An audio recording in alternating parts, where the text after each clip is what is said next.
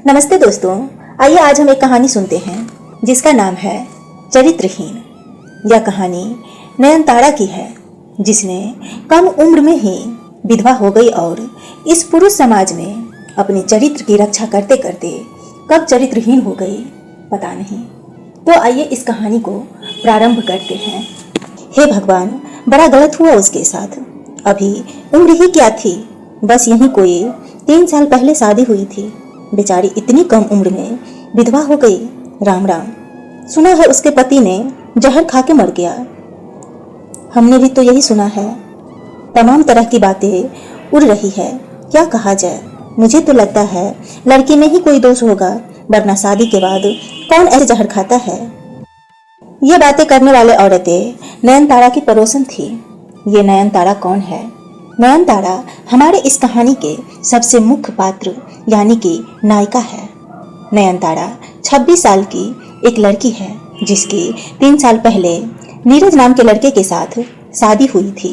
शादी के समय सब सही था, पर फिर अचानक ऐसा क्या हुआ कि नीरज नयनतारा को यूं बीच मझधार में छोड़ गया।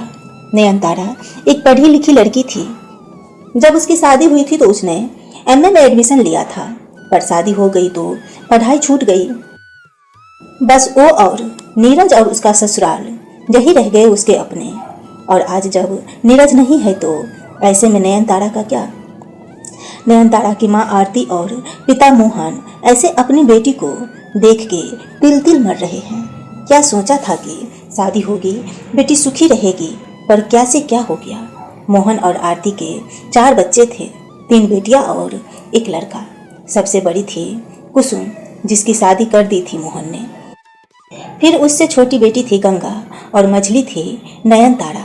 सबसे छोटा भाई था जो अभी पढ़ाई कर रहा था। मोहन भी ऐसी कोई खास नौकरी नहीं कर रहा था कि वो सब कुछ अकेले संभाल पाएगा। खैर, जब से नीरज का अंतिम संस्कार हुआ उसके बाद से मोहन नयनतारा को घर ही ले आया था। नयन की तो आंखें बहते बहते झपकाना भी भूल गई थी। हमारा समाज भी कैसा है, न एक आदमी के जाते ही उसकी पत्नी को कोई अधिकार, कोई हक नहीं रह जाता। कल तक लाल साड़ी में घूमने वाली नयन से उसके ससुराल वाले ने जबरन उसके कहने कपड़े छीन उसकी आग लगा दी थी। आज के ज़माने में भी औरतों की वही दशा है जो पहले थी। हाँ, थोड़ा बहुत लोग जागरूक हुए हैं, पर पुराने आदर्शों पर चलने वाले लोगों की अभी भी कोई कमी नहीं है, अभी भी उसी ढेरे पर सवार है। आरती अपनी बेटी का मुंह देख देख के रो रही थी, जबकि मोहल्ले की औरतें अपने प्रपंच में जुटी हुई थी। अपना दुख दुख और दूसरों का दुख पंचायत का टॉपिक। वाह, मोहल्ले के लोग नयन के दुख से दुखी नहीं थे, बल्कि इस बात से खोजबीन करना चाहते थे कि अब क्या, अब नयन का क्या होगा, नयन अपने ससुराल कब जाएगी, नयन के पति ने क्यों आत्महत्या की। ये सारी बातें आसपास के लोगों के लिए रहस्य बनी हुई थी, जिसका पता लगाने के लिए जिम्मा कोई नहीं लेना चाहता था। पर ये जरूर चाहते थे सबके जल्दी से पर्दा हटे और वो सच जान सके। नयन के पिता मोहन के छोटे से कंपनी में अकाउंट का काम देखते थे, जिससे खाना खर्चा चल जाता था। साथ ही 2 बच्चे की पढ़ाई भी चल रही थी। पर अब नयन के घर आने से उनके ऊपर भी काफ़ी दबाव आ गया था। ऐसे समय में वो अपनी बेटी से कहते तो कुछ नहीं सकते थे, पर उसके भविष्य की उन्हें भी काफ़ी चिंता थी। 7 दिनों तक नयन को किसी बात का होश नहीं था। उसकी तो जिंदगी ही मानो बर्बाद हो गई थी। अब क्या बचा था जानने और समझने के लिए। जिसके भरोसे वो अपना घर छोड़ के गई थी, वही उसे छोड़ गया, वो भी इस हाल में जिसका जिम्मेवार सब उसे ही मान रहे थे। नयन को ना खाने का होश था, न सोने का। बस दिन रात आंसू बहा ही उसकी जिंदगी बन चुकी थी। आरती अपनी बेटी के हाल देखकर काफ़ी परेशान होती, पर कर भी क्या सकती थी। वो 26 साल में विधवा होना अपने आप में एक बहुत बड़ा पाप माना जाता है। हमारे यहाँ शादी के बाद एक लड़की का जिंदगी में पति के साथ ही खुशियाँ होती है, अगर वो नहीं तो जिंदगी में मान सम्मान और खुशियाँ भी नहीं। धीरे धीरे सब समान हो गया था, पर नयन के लिए भी समान नहीं था। पर जीना तो था ही, क्योंकि मरने वाले के साथ मरा नहीं जा सकता, और यही संसार की रीति है। पर दुनिया आपको कभी भी जीने नहीं देती। जब तक शादी न हुई हो, शादी क्यों नहीं हुई, और शादी हो गई तो बच्चे क्यों नहीं हुए, उनको आपकी हर बात में घुसना ही है, भले फिर आपको उस बात की फिक्र हो या ना हो। पर कह कह के आपको उस बात की फिक्र करवाई जाती है। सब कुछ ऐसा ही नयन के साथ होने वाला था। नीरज की आत्महत्या के लिए हर कोई नयन को ही दोषी मान रहा था। जरूर इसी की गलती होगी। नयन के ससुराल के लोग ने भी पूरा का पूरा दोष नयन के मत्थे मर दिया था और अपने कर्तव्य से छुट्टी पा ली थी। लगभग 2 महीने बीत चुके थे। अब नयन को माँ बाप और भाई बहन के स्वभाव में भी अंतर दिखने लगा था। घर में उसके बारे में कोई कुछ नहीं पूछता था। आप अगर सुखी हो तो सब आपके सुख में शामिल होने चाहेंगे, पर आप अगर दुखी हो तो सब आपसे अपना दामन मोड़ लेंगे। नयन के दुख में अब दुखी रहने वाले कोई नहीं था। नयन खुद अब आंसू बहाते बहाते थक चुकी थी। क्यों रोए वो? उसके पति ने आत्महत्या की किसी और लड़की की खातिर, जिससे वो प्यार करता था और शादी नहीं कर पाया। घर वाले के दबाव में आकर उसने नयन से शादी की, पर कभी पत्नी का दर्जा तक नहीं दिया। उस पति की विधवा बनकर रोना भी नयन को अब गवारा नहीं था। नयन ने देखा अब परिवार के लोग भी उससे कट रहे हैं। पहले जो माँ उससे देखते ही खुश हो जाया करती थी, अब वो उदास हो जाती है। भाई बहन अपनी पढ़ाई में रहते हैं, कोई बात भी नहीं पूछता। पिताजी को अब अलग चिंता है कि उसका बेड़ा कैसे पार होगा। नयन ने अपने आप को संभाला। अब वो और दुखियारन बन के नहीं जीना चाहती। जिसने कभी पत्नी समझा ही नहीं, उसके लिए वो दिन रात नहीं रो सकती। नयन आज काफ़ी दिन बाद शाम के समय अपने कमरे से बाहर आई और सबके साथ बरामदे में बैठ गई। तभी उसके भाई सूरज ने फोन में कोई जोक सुनाया, जिससे सुनकर नयन हंस पड़ी और उसी समय पड़ोस की माया आंटी आरती से मिलने आ गई। नयन को यूं हंसता देख उनके सीने पर सांप लौट गया, पर अपने मन को काबू कर वो अंदर आए। उनको देख के नयन अंदर जाने लगी तो माया ने आरती को सलाह दी। पति को मरे अभी बस 2 महीने हुए हैं। नयन ऐसे हंस रही है, ये सब भर घर की लड़कियों को शोभा नहीं देता। आरती ने मुंह झुका लिया पर कुछ नहीं बोला। माया के जाने के बाद आरती नयन के पास गई। नयन बेटी सो गई क्या? नहीं माँ। नयन अब तू पहले जैसे सुहागन नहीं रही। तुझे ऐसे सबके सामने मुंह खोल के हंसना नहीं चाहिए। नयन ने कुछ नहीं कहा, पर अपनी माँ के मुंह से ऐसी बात सुन के उसे बहुत बुरा लगा। हाँ माँ, देख नयन, अब तू सुहागन नहीं है तो कुछ चीज़ें का ख्याल रखना पड़ेगा। समाज को भी मुंह दिखाना है, और फिर अभी तो गंगा की शादी भी करनी है। तेरे होते कौन उससे ब्याह करेगा? तुझे तो गंगा की बड़ी चिंता हो रही है। न जाने तेरे पापा कैसे करेंगे अकेले। आरती चली गई थी, पर उसकी कही बातें एक एक करके नयन के दिमाग में घूम रही थी। सही तो कह रही है माँ, मेरे होते गंगा की शादी कैसे होगी? पापा कैसे इतना खर्च संभालेंगे? मुझे कुछ करना होगा। मैं ऐसे बोझ बन के नहीं रह सकती। अगले दिन नयन सुबह सुबह तैयार हो रही थी तो आरती को अजीब लगा। ये क्या पहन रही है? उतार अभी के अभी। क्या हुआ माँ? ये पीला रंग सुहागिनों का है। तू अब से ये हल्के रंग पहना कर समाज का भी देखना है ना बेटा। नयन की आंखें भीग गई, पर उसने हल्के हरे कलर की साड़ी पहनी और अपने डॉक्यूमेंट्स लिए और बाहर जाने लगी। तभी मोहन ने आवाज़ दी, कहाँ जा रही है नयन? पापा, दीदी मेरे स्कूल में पढ़ाने वाली है। कहीं नहीं जाना। ना कटाने की ठान ली है तुम लोगों ने क्या?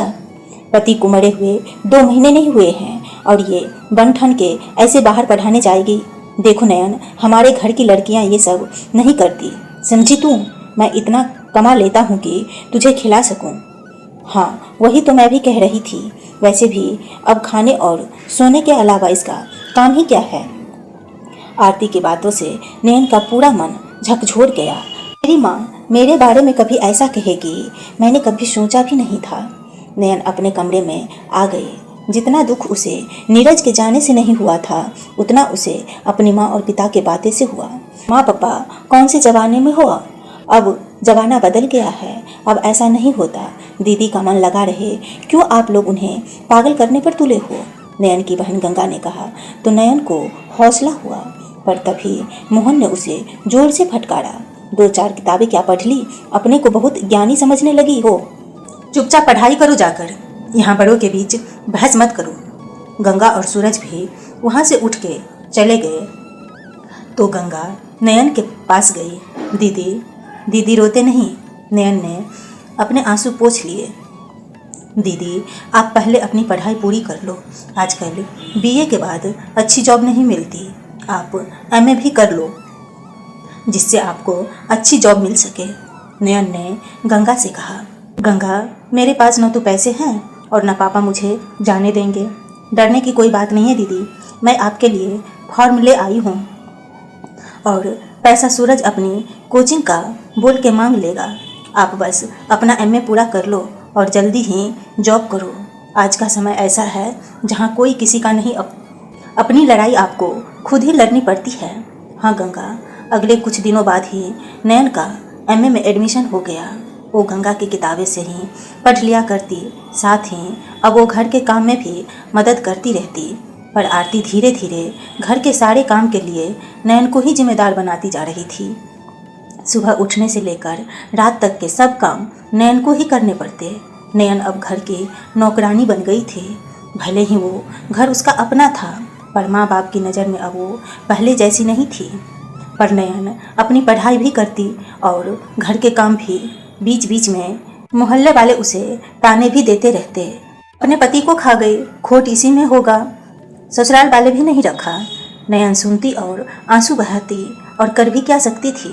इसी बीच गंगा की शादी की बातें चलने लगी। आज गंगा को देखने वाले आ रहे थे। आरती ने नयन को गंगा से दूर रहने की सख्त हिदायत दे दी थी। बाकी सारे काम नयन ने किए। थोड़ी देर बाद लड़के वाले आ गए। नयन किचन में थी, तभी लड़का किचन के पास लगे बेसिन में हाथ धोने आया और नयन को देख के वापस चला गया। थोड़ी देर बाद गंगा भी चाय लेकर गई। बातचीत हुई, फिर लड़के वाले चले गए। अगले दिन सुबह सुबह घर में कोहराम मचा था। नयन को समझ नहीं आया कि क्या बात है। वो किचन में गई। क्या हुआ माँ? आरती ने कुछ नहीं कहा। नयन अपने पिता के पास गई तो पिता ने भी मुंह फेर लिया। नयन अपने कमरे में आकर लेट गई। तभी गंगा आई। दीदी हाँ आ जाओ गंगा, क्या हुआ? सब मुझसे नाराज क्यों है?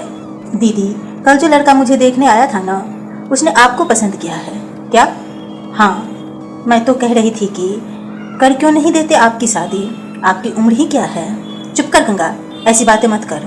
क्यों दीदी, इसमें क्या खराबी है? पत्नी के मरते पति तो दूसरी शादी करते हैं, तब कोई कुछ नहीं कहता, फिर औरत को ही क्यों? गंगा तू नहीं समझेगी, तू अभी छोटी है ना। मैं सब समझती हूँ। उस लड़के से मना कर दिया है पापा ने, पर मुझे तो आपके लिए सही लगा। तभी आरती आ गई। गंगा तू बकवास मत कर, जाकर पढ़ाई कर।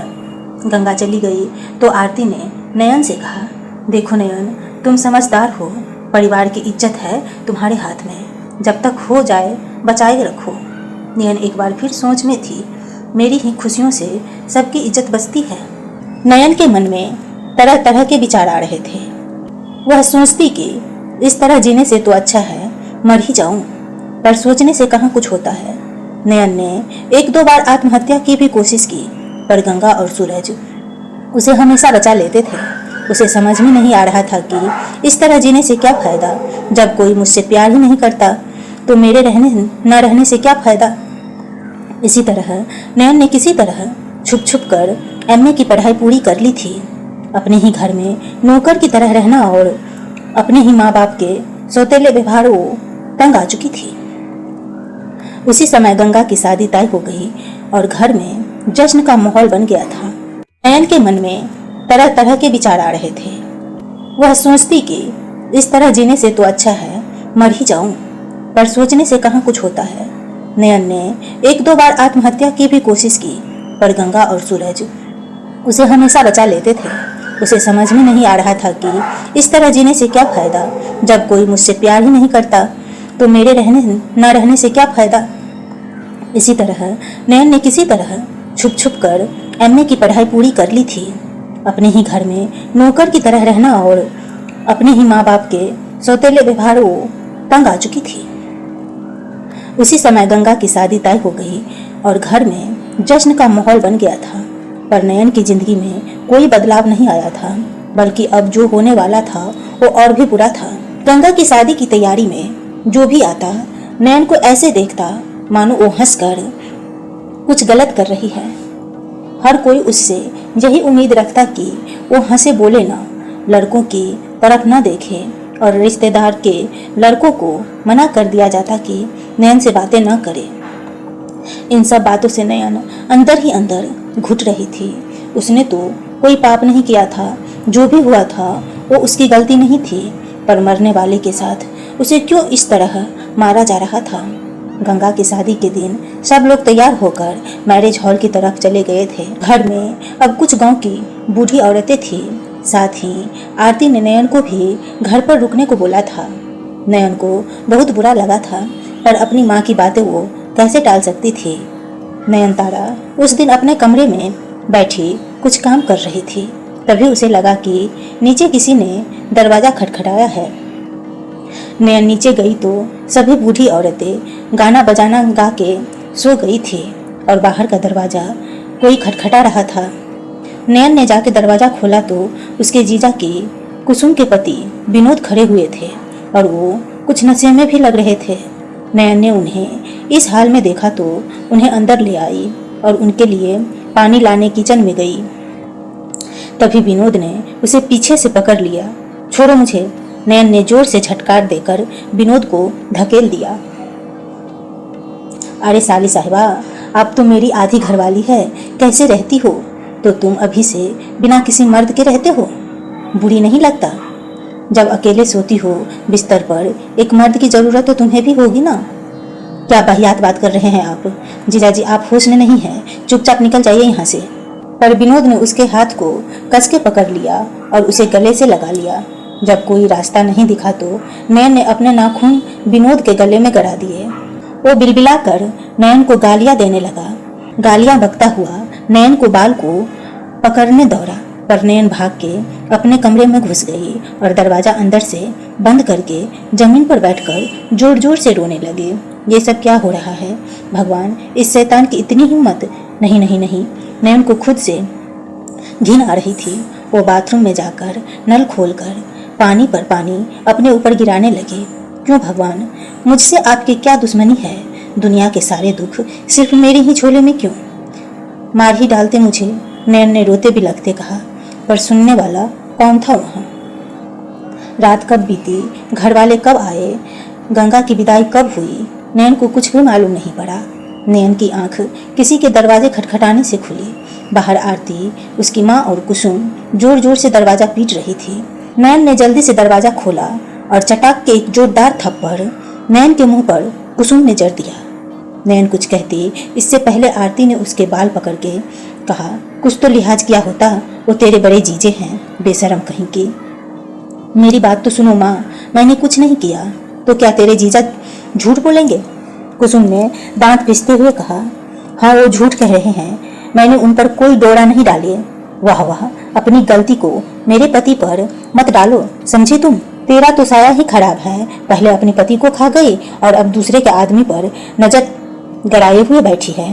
पहले गंगा की सगाई तुड़वाई और अब मेरा परिवार खराब करने पर तुली है। जाकर अपने पति से पूछो सच्चाई क्या है। नयन ने बर्दाश्त से बाहर हो जाने पर जोर से चिल्लाई।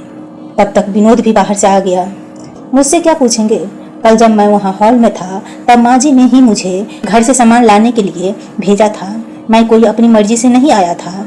हाँ, दामाद जी बिल्कुल सही कह रहे हैं। माँ, मैंने कुछ नहीं किया, चुप कर कलमुही।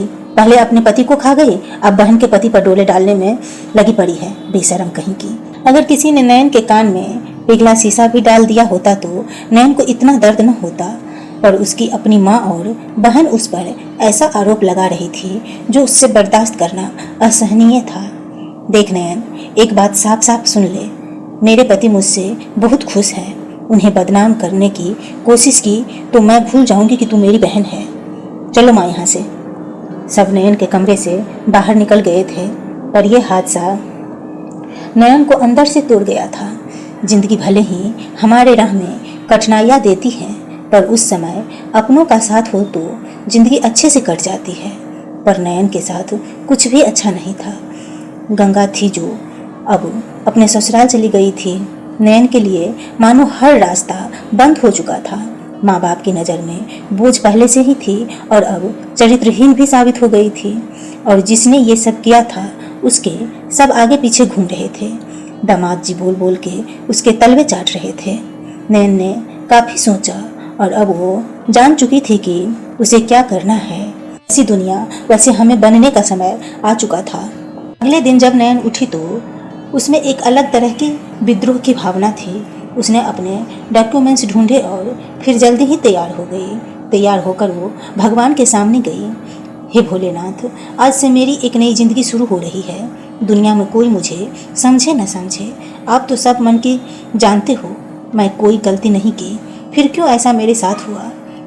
भोलेनाथ, बस जो हुआ वो हुआ। अब मैं एक नई शुरुआत करने वाली हूँ। आप अपना हाथ मेरे सर पर बनाए रखना। भगवान के पास पूजा करके नयन बाहर निकली तो बरामदे में सब नाश्ता कर रहे थे। नयन को इस तरह तैयार देख सबकी आंखें ऊपर हो गई। कहाँ जा रही है नयन? माँ, मैंने फैसला कर लिया है। अब मैं घर पर अपना समय रोते बिलखते नहीं बिता सकती। मैं भी कुछ करना चाहती हूँ। क्या बात कर रही है नयन? तेरे पापा ने मुझे बताया था कि तुझे कहीं नहीं जाने दिया जाए।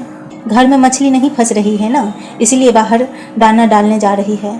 कुसुम ने ताना मारा तो विनोद ने भी व्यंग से मुस्कुरा उठा। नयन ने कोई जवाब नहीं दिया। माँ, मैं जा रही हूँ। नयन, जोरदार आवाज़ गूंज उठी। खबरदार जो एक भी कदम घर से बाहर निकाला। नयन के पापा ने कहा, अरे करमजली, तू समझती क्यों नहीं? तेरे पति को मरे हुए अभी दिन ही कितना हुआ है। तूने हमारे माथे पर कालिक पोतने की ठान ली है क्या? किस बात की कमी है तुझे? सुबह शाम ये कहने वाले आप होते कौन है पिताजी? क्या सारी रोक टोक बस औरतों के लिए ही है? जवाब देखो इसकी। मोहन चीख उठे। पापा, ये सब आपके लाड़ प्यार का नतीजा है। आप ही इसे सर चढ़ा रखे हैं। कुसुम ने अपना पासा फेंका। मैं भी देखता हूँ तू कैसे जाती है बाहर। पापा, मुझे मत रोकिए। आप लोग किस जमाने में हो? बहुत सह लिया मैंने, अब बस और नहीं। ऐसे बात करते हैं अपने पापा से? माफ़ी मांग। आरती चिल्लाई। किस बात की माफ़ी? गलत आप लोग कर रही हो और साथ में माफ़ी भी मुझसे ही चाहते हो। अरे करमजली, पैदा होते ही मर जाती तो ये दिन न देखना पड़ता। हाँ माँ, पैदा होते ही मार देती तो ये दिन मुझे भी देखना ना पड़ता। पर अब और नहीं, इससे ज़्यादा मुझसे बर्दाश्त नहीं होगा। तो तू जानना चाहती है? हाँ, ठीक है, जा। तो जा, पर एक बात याद रख, आज से इस घर से और हम सब से कोई नाता नहीं है। नयन की आंखों में आंसू थे। ये मेरे अपने हैं। कैसे अपने? गई ये जो मेरे दर्द नहीं देख पा रहे। मुझे अपने इशारों पर रख कर ये मेरा भला करने का झूठा दिखावा करते हैं। ठीक है पापा, आपकी यही मर्जी तो यही सही। नयन ने अपने डॉक्यूमेंट्स लिए और कुछ कपड़े लेकर वो घर से निकल गई।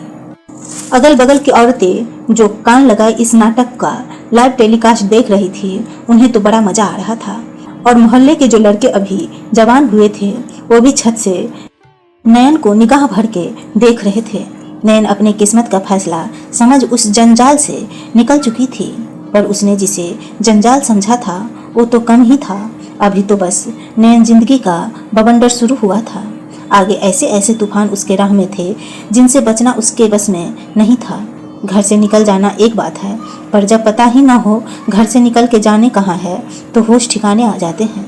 नयन घर से तो निकल गई, पर उसे नहीं पता था कि वो कहाँ जाए। सबसे पहले उसे एक नौकरी की ज़रूरत थी, पर बड़े बड़े स्कूल में डिग्री के साथ अनुभव की ज़रूरत पड़ी और नयन के पास तो अभी कायदे की डिग्री भी नहीं थी।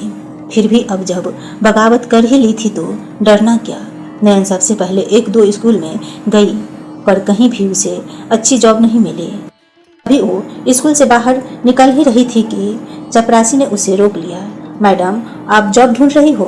जी, तो आप ये लीजिए, यहाँ जाकर बात करिए, आपके लायक नौकरी मिल जाएगी। नयन ने देखा वो किसी ऑफिस का पता था। नयन फटाफट उस ऑफिस वाली जगह पर पहुँच गई। वहाँ नयन को जॉब मिल गई। काम क्या था बस एक रिसेप्शन की जॉब थी जहां सज धज के खड़ा रहना था और लोगों को अपनी तरफ लुभाना था। नयन के लिए ये सब नया था, पर कुछ तो करना ही था। जॉब मिल गई थी जिससे नयन के अंदर एक नया आत्मविश्वास आ गया था। पढ़ाई के बाद ऐसे पहली बार वो जॉब करने निकली थी। कहाँ वो शादी के बाद घर संभालने वाली थी, कहाँ किस्मत का फेर उसे यहाँ ले आया था। नौकरी के बाद अब बारी थी घर ढूंढने की, क्योंकि अपने माँ बाप का घर तो छोड़ ही आई थी। अगले दिन से नौकरी की शुरुआत करनी थी। ऐसे में उसके पास काफ़ी समय था घर देखने के लिए। वो घर पता करने के लिए कई जगह पर गई। कई लोग उसके लिए माता पिता के पहचान के थे, सबने उसे घर देने से मना कर दिया। जो नहीं जानते थे वो अकेली लड़की को घर नहीं देना चाहते थे। कुछ भी करके नयन घर किराए पर नहीं ले पा रही थी। कहीं कहीं आदमी निकल जाते और नयन से प्यार से बात करते तो उनकी बीवियां आकर नयन को भगा देती थी। पहली बार नयन को पता लगा था कि घर से बाहर निकलकर रहना वास्तव में कितना मुश्किल है और क्यों एक औरत को हमेशा एक पुरुष की ज़रूरत होती है अपनी सुरक्षा और साथ के लिए। नयन के साथ रहने वाले पुरुष ने तो अपनी कमजोरी के चक्कर में खुद को खत्म कर दिया और साथ में नयन की जिंदगी भी बर्बाद कर दी। खैर, रात बढ़ रही थी पर नयन को कहीं भी मकान नहीं मिल पा रहा था। सब जगह की खाद छानते हुए वो अपनी सहेली अलका के दरवाजे पे पहुंच गई। दोनों सहेलियां मिलके काफ़ी खुश हुई। नयन की बात सुनकर अलका ने उसे अपने ही घर का एक कमरा किराए पर दे दिया। अलका घर में अपने पति और 2 बच्चों के साथ रहती थी। नयन को वहां रुकने में कोई दिक्कत भी नहीं हुई। वहीं उसने अपना सामान जमा लिया। मकान तो मिल गया था, पर अब आगे जो कठिनाई आने वाली थी, नयन उन सब से काफ़ी अनजान थी। अलका ने नयन को अपने ही घर में खाने को बोल दिया। साथ ही उसके दोनों बच्चों को पढ़ाने का काम भी अलका ने नयन को दे दिया। नयन खुश थी, उसके पास काम था। दिन रात रोने से कहीं अच्छा है कि काम में खुद को व्यस्त रखो। नयन ने अगले दिन से ऑफिस ज्वाइन कर लिया, जहां उसे लोगों की अपनी खूबसूरती से इम्प्रेस करना था, जिससे वो बार बार उस ऑफिस में आने के लिए मजबूर हो जाती। नयन के लिए सब कुछ नया था। ऑफिस के मालिक मिस्टर जगताप मखीजा को नई नई खूबसूरत लड़कियां काफ़ी पसंद थी। पर्सनली मखनीजा ने उसे अपने कैबिन में बुलाया और अगले दिन से कुछ अच्छा पहन के आने को कहा, जैसा बाकी लड़कियां पहनती थी। नयन को दुनियादारी की कोई समझ नहीं थी। वो बस उतना ही जानती थी जितना उसके घर वाले ने बताया था। अब जब वो बाहर लोगों के संपर्क में आई तो उसे कुछ पता नहीं कि क्या करना सही है और क्या गलत। नयन ने मखनीजा की बात मान ली। उस दिन तो जैसे तैसे उसने ऑफिस में काम किया, पर आने जाने वालों की नज़र और टपकती लार देख के उसे खुद से ही घिन आ रही थी। घर पर तो सिर्फ एक आदमी मिला था, यहाँ तो हर दूसरा आदमी उसी तरह का है। किसी तरह नयन ने अपना काम सीखा और वापस अपने किराए के कमरे में आ गई। अलका उसे चाय देने आई तो पूछने लगी क्या क्या काम रहता है। नयन ने उसे जो काम था ठीक ठीक बता दिया। यह अच्छा था कि अलका का पति रमन वहाँ नहीं रहता था। वो कभी कभी घर आता था। मार्केटिंग में काम करने के चलते वो पूरा समय घर पे नहीं रहता था। अभी अलका ने नयन से कुछ कहा तो नहीं, पर मन ही मन उसे भगाने के बारे में सोचने लगी थी। दिन बीत रहे थे। नयन अब ऑफिस जाती तो कभी जीन्स कुर्ती, कभी जीन्स टॉप, कभी जीन्स शर्ट भी पहन लिया करती। ऑफिस का काम तो ठीक था। मखीजा ने या किसी ने कोई ऐसी वैसी हरकत नहीं की थी। नयन अलका के बच्चों को भी पढ़ाया करती थी। कुल मिला के नयन की जिंदगी पटरी पर आ गई थी। नयन जब जाती तो मोहल्ले के लोग उसे घूर घूर कर देखते। अगर थोड़ी सी भी रात हो जाती तो लोग का शक बढ़ जाता कि जरूर ये कोई गलत काम करती होगी। और इसी तरह मोहल्ले के लोग अलका से नयन की शिकायतें करने लगी। ऐसे ही दिन बीत रहे थे। आज नयन को उसकी पहली तनख्वाह मिली थी। वो बहुत खुश थी। घर आई तो अलका नहीं थी। उसने बच्चों को चॉकलेट दी और फिर किचन में जाकर चाय बनाने लगी। तभी पीछे से किसी ने आकर उसे पकड़ लिया। छोड़ो मुझे। ये रमन था। रमन भी चौंक गया। तुम कौन हो? तुम? तभी अलका किचन में आ गई। क्या हो रहा है यहाँ? आप दोनों यहाँ इस तरह? हम लोग कुछ नहीं कर रहे हैं अलका, तुम गलत मत समझो, वो तो दिख ही रहा है। अलका ने कहा कुछ नहीं, पर साफ दिख रहा था कि उसके अंदर कितनी नफरत है। अलका ने रमन को नयन के बारे में सब कुछ बताया और फिर नयन के पास जाकर बोली, देखो नयन, इतने दिन मैंने तुम्हें अपने साथ रखा, पर समाज को तुम जानती ही हो। कहाँ नयन ने सोचा था आज वो सबके साथ अपनी खुशी बांटेगी, और कहाँ ये सब।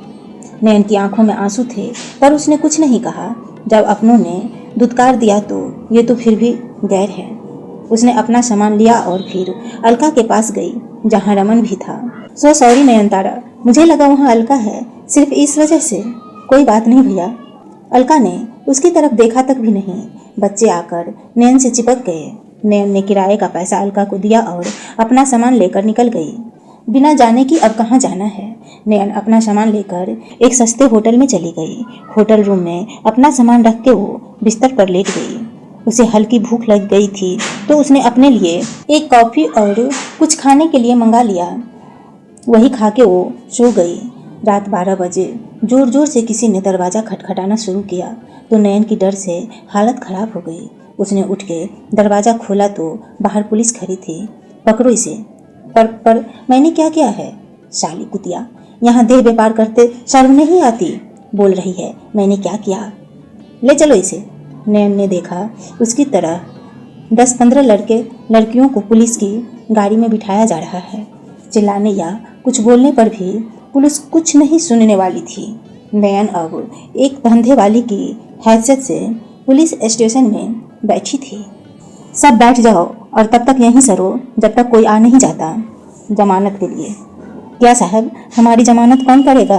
कुछ लेकर देकर जाने दो ना। शाली, पुलिस को रिश्वत देगी? चटाक। लेडी कांस्टेबल ने लड़की को एक कपाट जड़ दिया। नयन चुपचाप खुद में सिमटी बैठी थी। क्या जमाना आ गया है, अब भले घर की लड़कियां भी ये सब करने लगी है। क्यों, तू कहाँ से इस धंधे में आ गई?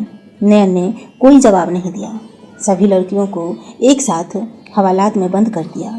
वहाँ की मलमूत्र की बदबू और उन धंधे वालियों की बात सुन के नयन को मरने को जी चाह रहा था।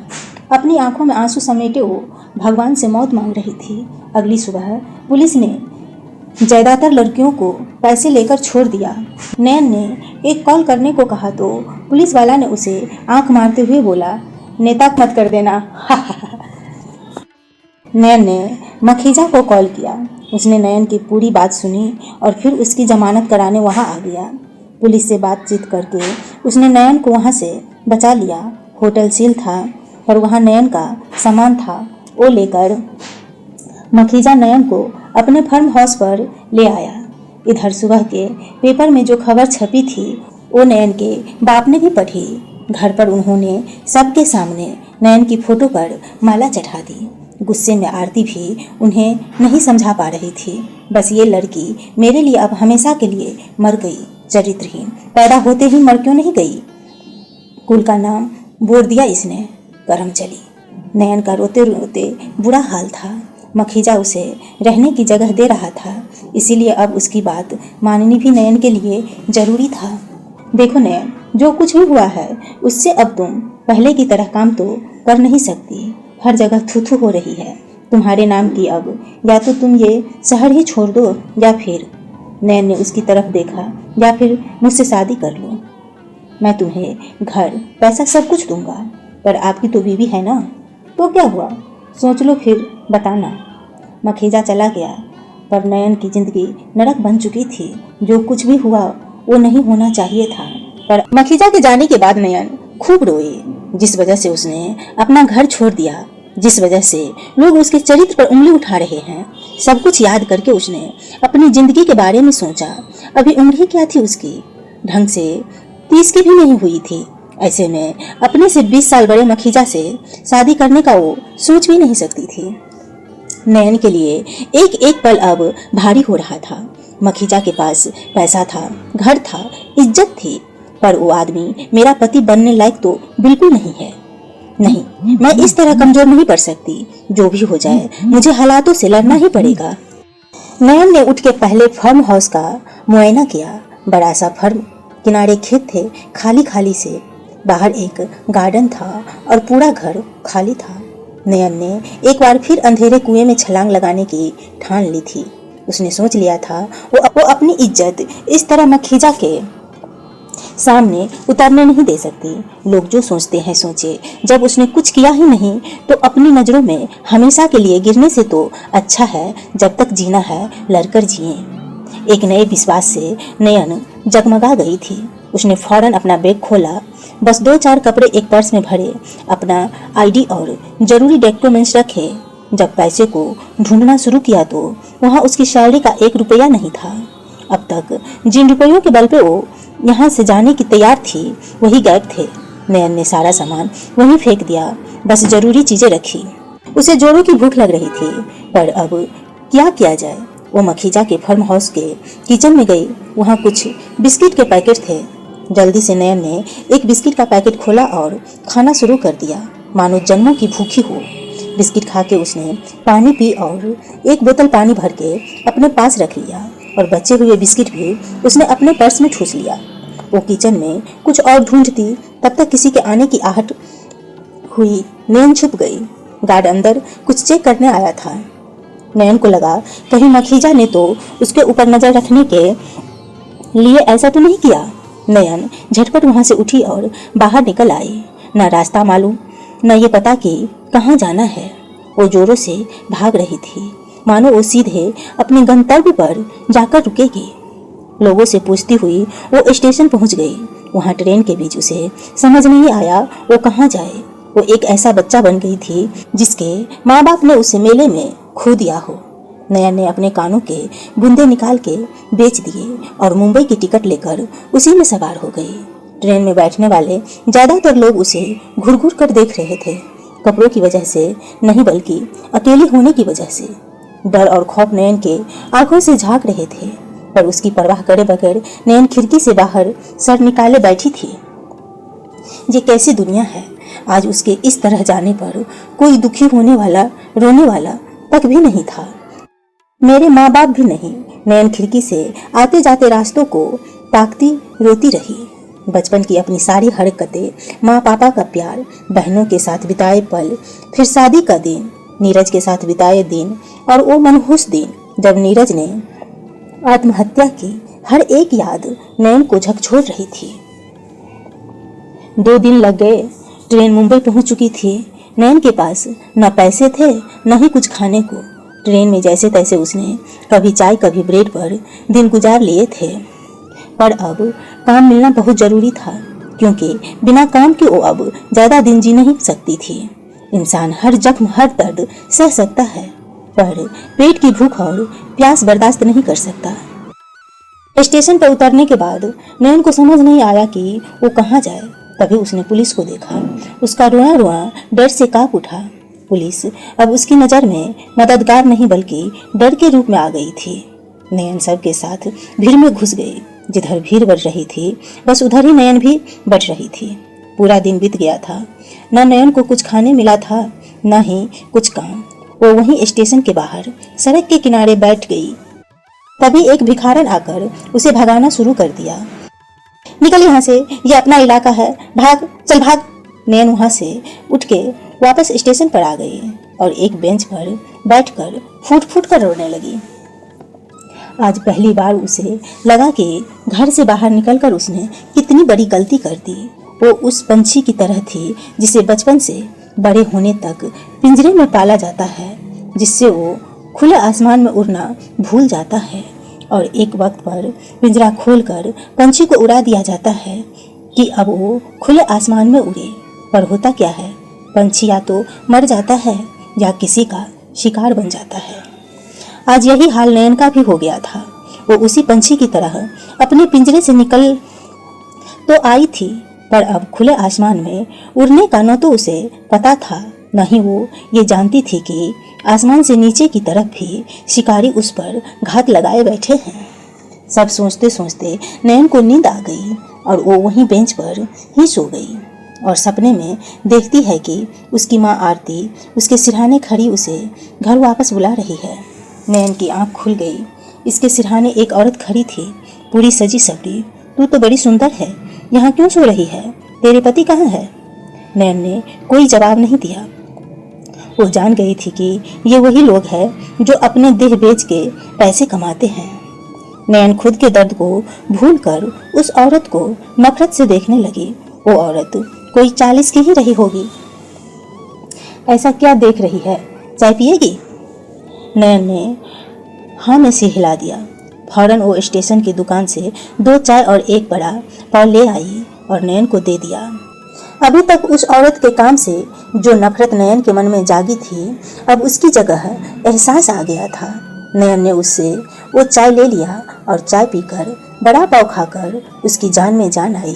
तब वो औरत उसे देखते हुए ये बोली, तू चाहे तो मेरे को अपना दुख बता सकती है। मैं भी ऐसे ही स्टेशन पर खो गई थी, पर तू तो भले घर की लग रही है।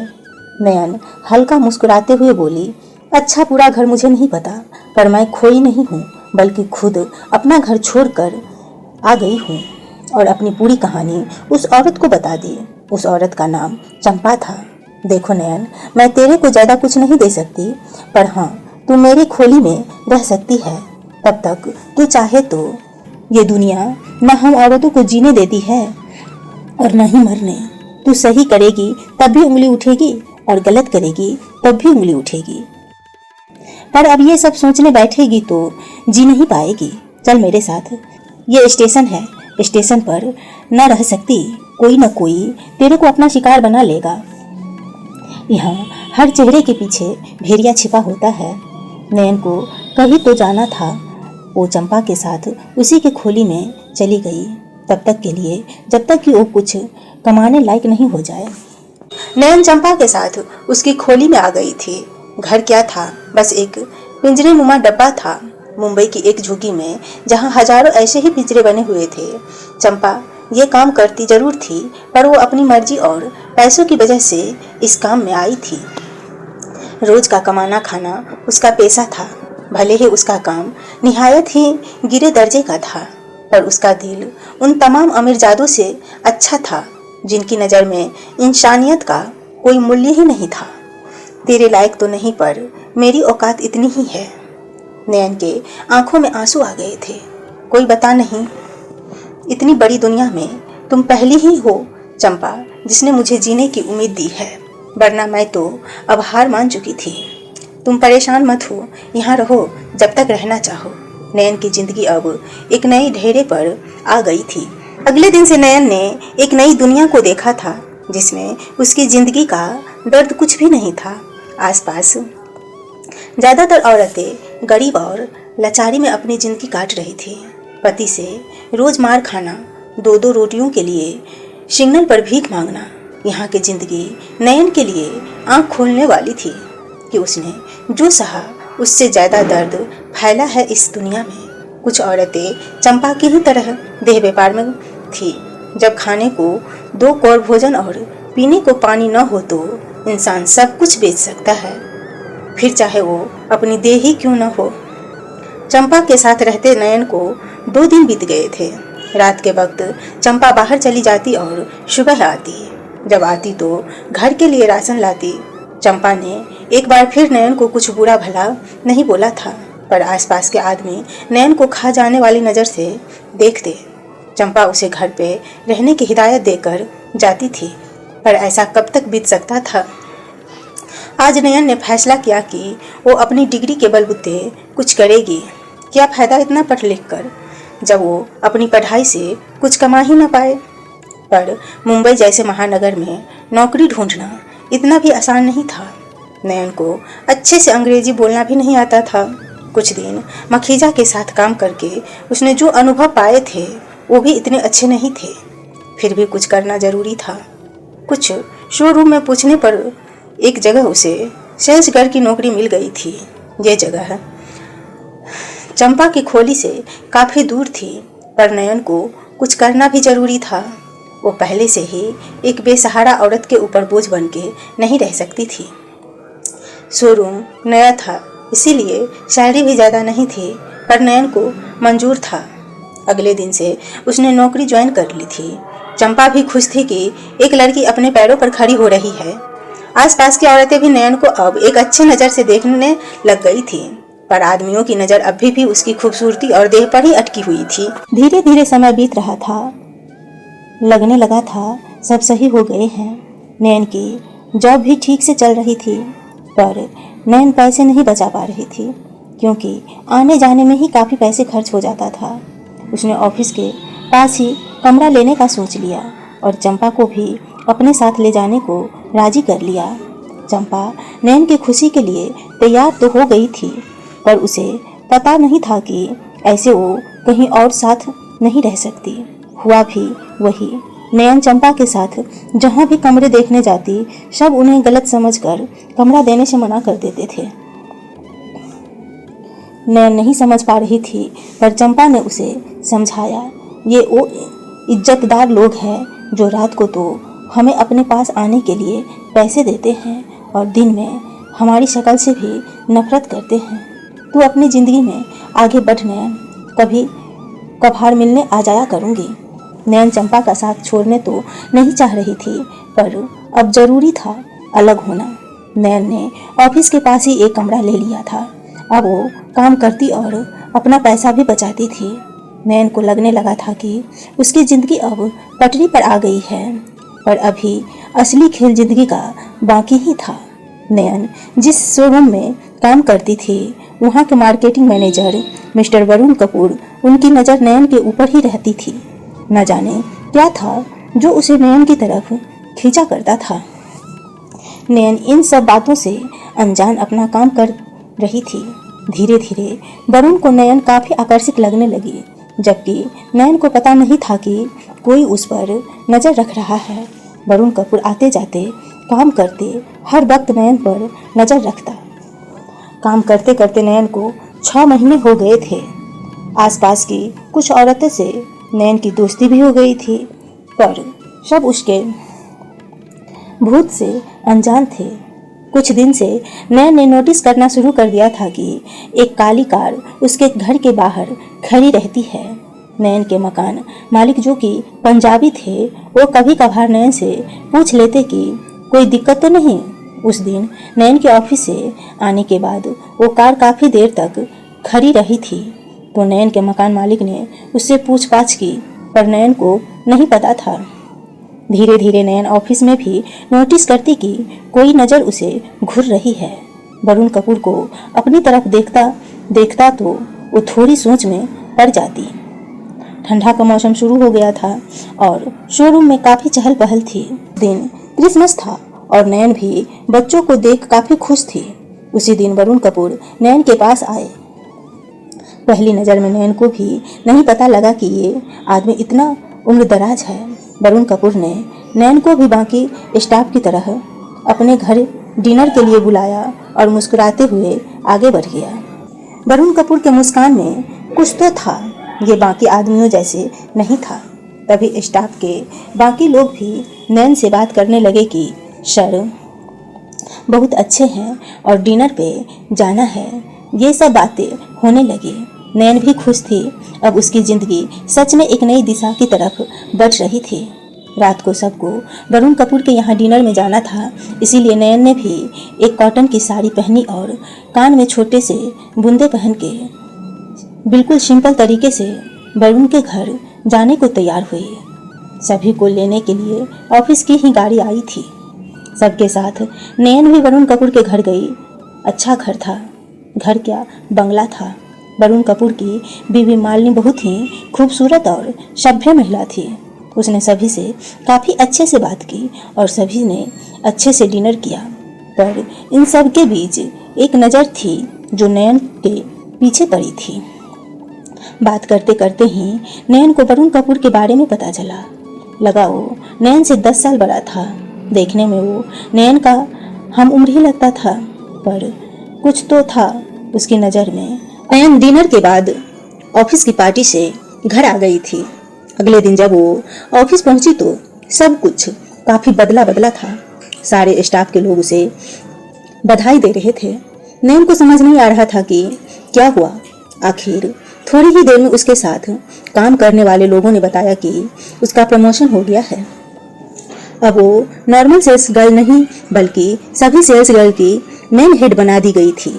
नयन को यकीन ही नहीं हुआ कि इतनी जल्दी उसका प्रमोशन हो गया। वरुण कपूर भी उसके पास आए और नयन को बधाई दी। वरुण कपूर की नज़र में न जाने क्या कशिश थी, नयन भी उसकी तरफ आकर्षित हो रही थी। मिस नयन तारा, आपके काम से हमें काफ़ी फायदा हो रहा है। आपके कस्टमर से डील करने की स्किल काफ़ी अच्छी है, इस वजह से आप ये पोस्ट रिजर्व करती हो। Thank you sir. Don't call me sir, just Varun. जी। नयन अपने काम में लग गई। वरुण कपूर के वहाँ से जाने के बाद कुछ लोग आपस में खुसुर फुसुर करने लगे। बड़ी आई हेड बनने वाली, हम तो इससे पहले से काम कर रहे हैं, हमें तो हेड नहीं बनाया। ऐसा क्या खास है इसमें जो इसे हेड बना दिया? मुझे तो लगता है बॉस को खुश कर दिया इसने। हाँ हाँ हाँ। नयन उसकी बात सुनकर काफी उदास हो गई, फिर भी अपने काम में लगी रही। पूरा दिन कोई न कोई उसके बारे में उल्टी सीधे बातें कर रहे थे, पर नयन उसकी बातों को कोई जवाब नहीं देती। पर हद तो तब हो गई जब नयन से पहले जो लड़की हेड थी उसने गुस्से में नयन के बारे में उल्टा सीधा बोलना शुरू कर दिया। काफी लोगों के समझाने पर वो चुप नहीं हुई, पर वही सारी बातें जो पिछले जीवन में घटी थी कहीं न कहीं यहाँ भी दोहरा रही थी खुद को।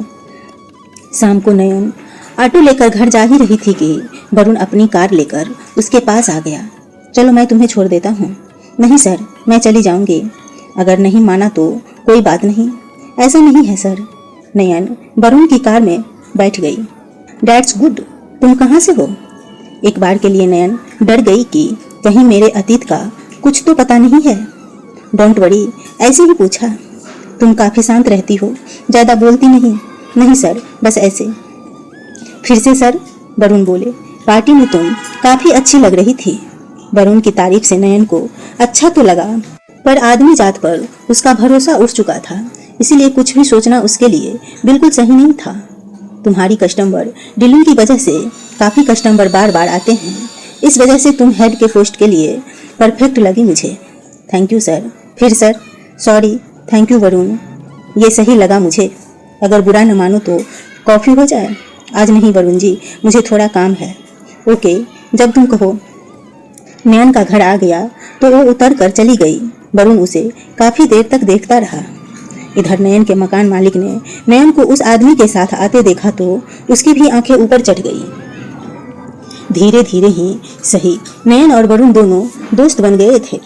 ऑफिस में सब जो भी कहे, पर दोनों के बीच ऐसा कुछ भी नहीं था जिसे गलत कहा जा सके। पर जमाने की नज़र में एक लड़का एक लड़की दोस्त हो ही नहीं सकता। पहले कुछ लोग ही नयन के बारे में उल्टा सीधा बोलते थे, अब सब उसे गलत बोलने लगे थे। सबको लग रहा था वरुण और नयन के बीच कोई न कोई बात तो है, वरना पूरे ऑफिस में वरुण केवल नयन को ही इतनी इम्पोर्टेंस क्यों देता है। पर यह बात सबसे ज्यादा उस लड़की को काट रही थी जो नयन के पहले हेड थी। उसने नयन के बारे में पता लगाने के लिए ठान ली। इस बीच नयन और वरुण मिलते, कॉफी पीते, अब हर संडे दोनों का साथ बीतने लगा। कभी नयन जब मालिनी के बारे में पूछती तो वरुण कहता कि मालिनी और उसके बीच कुछ भी नहीं, शादी हुई पर मन न मिलने की वजह से वो दोनों अब तक बस साथ है, पर प्यार नहीं। उन दोनों के बीच नयन को समझ ही नहीं आता वो इस बात पर खुश हो या नाराज।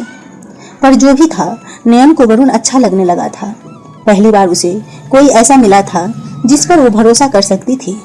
इधर नयन के ऑफिस के वो लड़की नयन पर नजर भी रखती और साथ ही साथ वरुण और नयन की तस्वीरें भी निकालती, जिससे वो उसे बदनाम कर सके।